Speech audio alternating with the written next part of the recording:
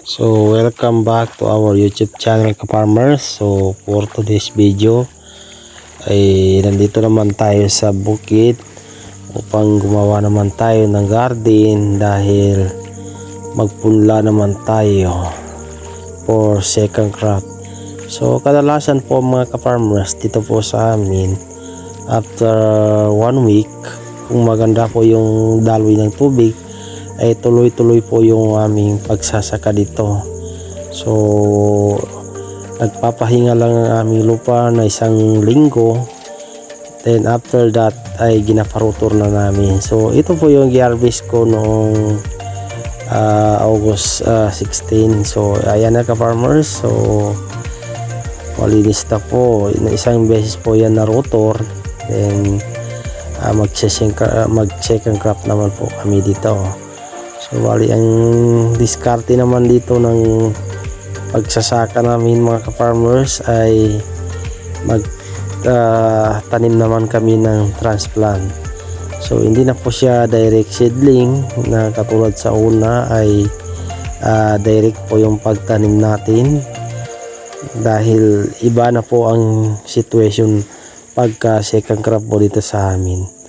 Dahil po dito sa amin pagka second crop, pondo na po ang tubig dito. So hindi na po kailangan dito magsabog tanim or mag-direct dahil meron na pong tubig. Ang pagkaiba lang sa first crop, yung main crop, ay hindi pwede na magtanim ka pa ng ganito transplant dahil maliliit ka po kung hintay mo pa yung malakas na tubig. So kaya po ang ginagawa namin kadalasan pag main crop ay direct po kami lahat, direct seedlings po lahat.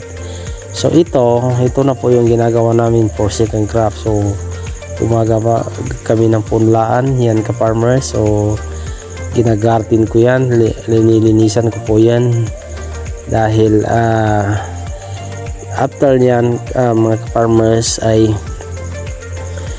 ilalagay ko na yung palay dyan. Yung palay po natin dyan ay mag 2 days na po binabad po sa tubig.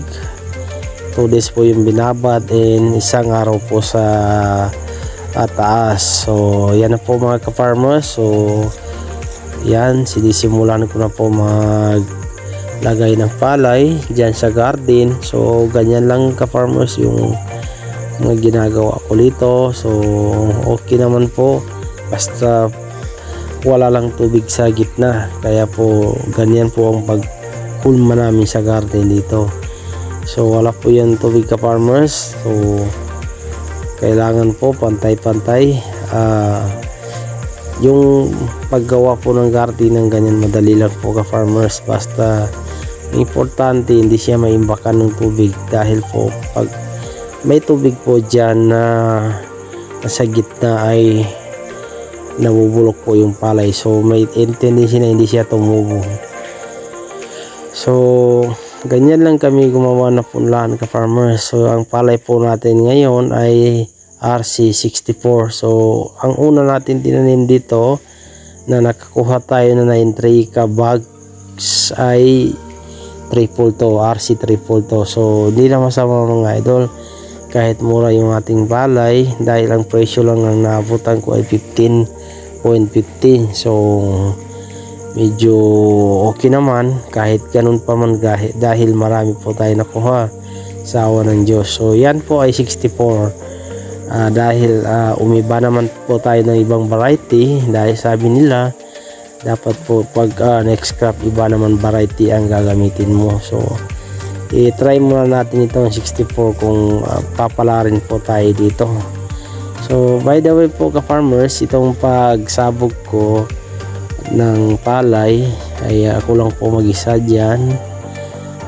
Hindi na po ako nagle-level dyan dahil mas mainam kung marunong tayo or matuto tayo sa lahat ng uri ng pag-farm. Dati po kasi mga ka-farmers noong 2018, kada nagagawa ako ng punlaan ay naghahanap pa ako ng taon na babayaran ko. So ngayon medyo marunong na po ako, so ako nang gumagawa ng lahat. So ayan lang, madali lang pala ka-farmers. So ang importante dyan yung nakukuha natin ng mga binhi ay certified. So certified po ito yung linalagay natin ka-farmers. So binili ko po yan.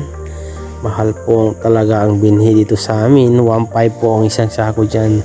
Bali ang isang hektar ko ay nasa 80 kilos lang yan lahat.